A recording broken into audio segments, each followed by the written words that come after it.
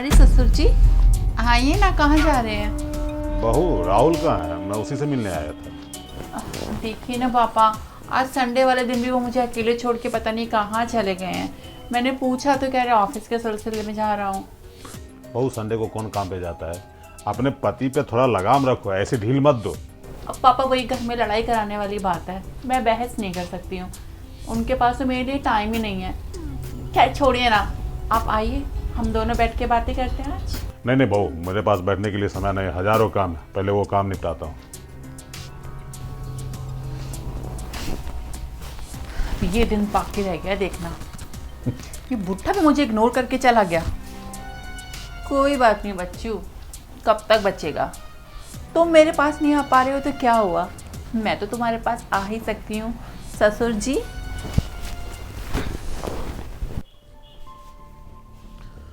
बहू को हो क्या गया है? उसका दिमाग खराब है। अरे ससुराल है ये, ससुराल में मान मर्यादा के साथ रहना चाहिए। बताओ, दरवाजा खोल के पैरों को खोल ऐसे मालिश कर रही है। मुझे तो देख के शर्म आ रहा था, लेकिन बहू को लाज शर्म बिल्कुल नहीं आया। और ऊपर से बेशरम होकर मुझसे ये बोल रही है कि ससुर जी आइए ना, मेरे पास बैठिए, राहुल के पास समय नहीं है। अरे राहुल के पास समय नहीं तो मैं क्या करूं? वैसे आज राहुल को मैं सख्त हिदायत दूंगा कि कम से कम संडे के दिन तो अपनी पत्नी के साथ समय बिता। अगर इस तरह काम के पीछे वो भागता रहा और मेरी बहू किसी और लौंडे के पीछे भाग जाएगी तो खानदान का तो नाक कट जाएगा। खैर छोड़ो ये सब फालतू लफड़ेगा, जरा हिसाब किताब तो देख लूँ, क्या लाना है, कितना खर्चा बैठा है, कितना पैसा लेके जाना है राशन वाले के यहाँ।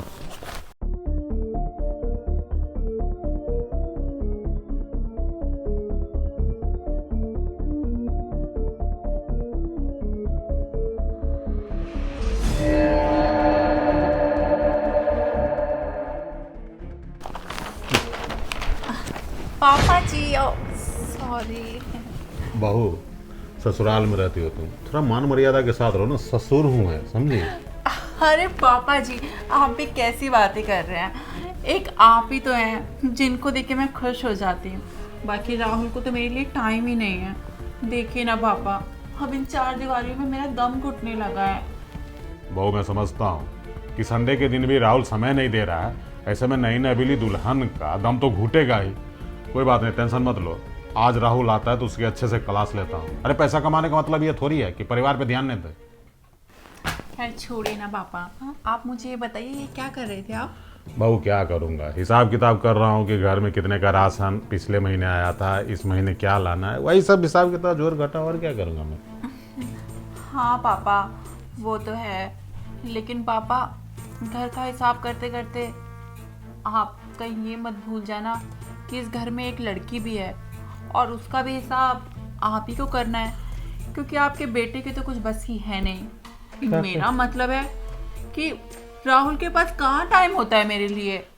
बहू तुम्हारी दर्द का एहसास मुझे है कि जब एक पति अपनी पत्नी पे ध्यान नहीं देता है तो उसकी दुख बहुत बढ़ जाती है। टेंशन मत लो, आज मैं राहुल को अच्छे से समझाऊंगा कि रविवार के दिन कम से कम अपने पत्नी के साथ फुल टाइम बिताए, ठीक है? देखिए पापा जी, अब राहुल को आप समझाइए या मत समझाइए, मुझे उससे कोई फर्क नहीं पड़ता, क्योंकि मैंने अब अपने आप को समझा लिया है। और वैसे भी पापा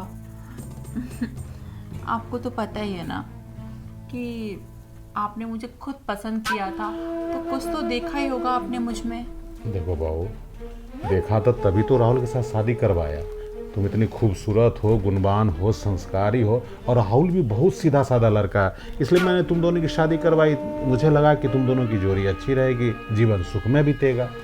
बस कीजिए पापा, क्या राहुल राहुल लगा रखा है आपने? राहुल राहुल का जाप करने से अच्छा आप किसी भगवान का नाम का जाप करते ना, तो वो हमें दर्शन दे जाते आज। बस कीजिए, राहुल से शादी करके तो मेरी जिंदगी बर्बाद हो गई है। हम मेरी जिंदगी को आबाद सिर्फ आप ही कर सकते हैं पापा। मुझे एक मर्द की जरूरत है, और वैसे भी आप भी तो मर्द ही हैं ना। और पापा जी मर्द कभी बूढ़ा नहीं होता, और मैं समझ सकती हूँ आपके दिल का हाल कि आप भी मम्मी जी के जाने के बाद कितना अकेले हो गए हैं, कोई है ही नहीं आपके पास।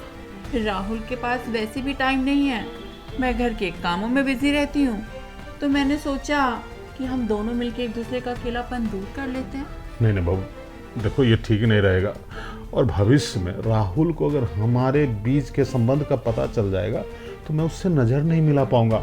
और राहुल का छोड़ो, राहुल को पता चलेगा, सोसाइटी वालों को पता चलेगा तो क्या बोलेगा कि इस उम्र में बहू के साथ इशकबाजी करता है, ये शोभा देगा?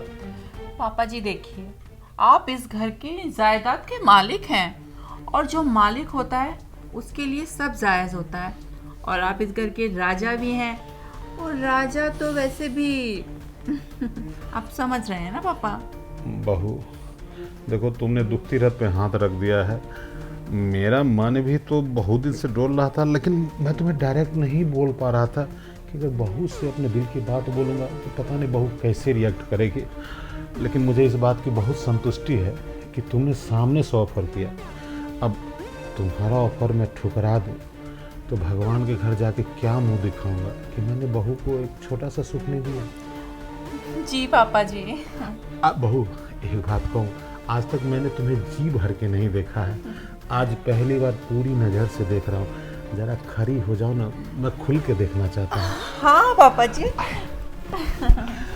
क्या बात है बहू, वाह वाह, क्या बैकलेस ब्लाउज भी पहन रखी है। आय हाय, खूबसूरती तो चारों तरफ से तुम्हारी झलक रही है। बहू जानती हो, ऐसा लगता है घने बादलों के बीच में चांद आ गया है मेरी बाहों में। थोड़ा सा इधर इधर चेहरा करना बहू, तमीज। पापा जी, आपकी हिम्मत कैसे मुझ पे हाथ उठाने की? ये हिम्मत तो मुझे बहुत पहले कर लेनी चाहिए थी। जब तू अपने बॉयफ्रेंड से हंस के बात कर रही थी ना, तब मैंने सब सुन लिया था। I love you too, baby. मेरी जान, तुम्हें तो पता है ना, मैं तुम्हारे बिना एक पल भी नहीं रह सकती हूँ। सच पूछो तो मैं आज भी तुमसे उतना ही प्यार करती हूँ। और वैसे भी तुम्हें पता है मैंने इस घर में शादी क्यों की है, सिर्फ और सिर्फ प्रॉपर्टी और पैसों के लिए। वरना आज भी मुझे तुमसे उतनी ही मोहब्बत है जितनी पहले दिन थी। तुम चिंता मत करो, मैं बहुत जल्द अपना तिरिया चरित्र दिखा के इस बुढ़े को अपने वश में कर लूँगी और घर की सारी जायदाद अपने नाम कर लूँगी। और जिस दिन जायदाद मेरे नाम हो गई ना, मैं घर का सारी ज्वेलरी और कैश लेकर तुम्हारे पास आ जाऊँगी और फिर हम आउट ऑफ इंडिया शिफ्ट हो जाएंगे। और तुम्हें पता ही है, राहुल के पास तो मेरे लिए टाइम ही नहीं है, और वैसे भी मैं उसको हाथ भी नहीं लगाने देती हूँ। कभी क्या बहाना लगा देती हूँ, कभी क्या। अरे बहू, तुम्हें तो शर्म आनी चाहिए। तुम्हारा पति इतना सीधा साधा है, तुम्हें कितना मानता है, तुम्हारी खुशी की इतने परवाह करता है कि संडे को भी घर पे नहीं रहता, पैसा कमाने के लिए बाहर चला जाता है। और तुम उसके पीठ पीछे अपने यार के साथ मिलके ये प्लानिंग कर रही हो कि मैंने पति को इतने दिन से छूने नहीं दिया है, और बुढ़ा ससुर पे तिरिया चरित्र चला के उसकी सारी प्रॉपर्टी अपने नाम लिखवा के मतलब यहाँ से सोने और पैसे लेके भाग जाएगी। बेवकूफ समझती है क्या तू मुझे?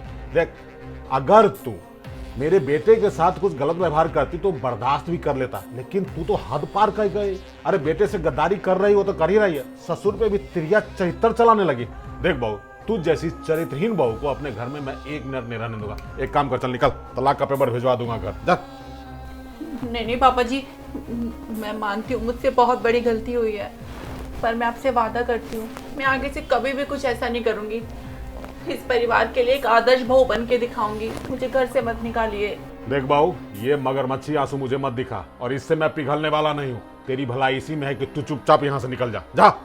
नहीं पापा जी, मुझे मत निकालिए। मेरा कौन है इस दुनिया में आप लोगों के सिवा? अरे वही यार जिससे तू बात कर रही थी ना, हंस कर जा उसी के साथ जा। पापा जी बस एक मौका दे दीजिए, आगे से ऐसी गलती नहीं होगी, मैं कसम खाती हूँ। देख बहू, इससे पहले कि मेरा गुस्सा आसमान छुए तू यहां से निकल जा, चल जा।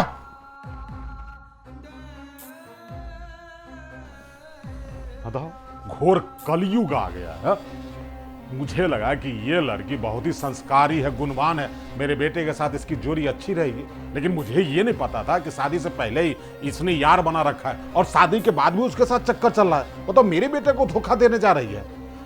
बेटा को दुख तो होगा, लेकिन कम से कम उसके आंख पर इसके प्यार का जो पर्दा पड़ा हुआ है उसे उठाना जरूरी है। कोई बात नहीं, एक जाएगी तो दूसरी आएगी मेरे घर की बहू बनने के लिए, लेकिन ऐसे चरित्रहीन लड़की को मैं अपने घर की बहू नहीं बनने दूंगा, बिल्कुल नहीं।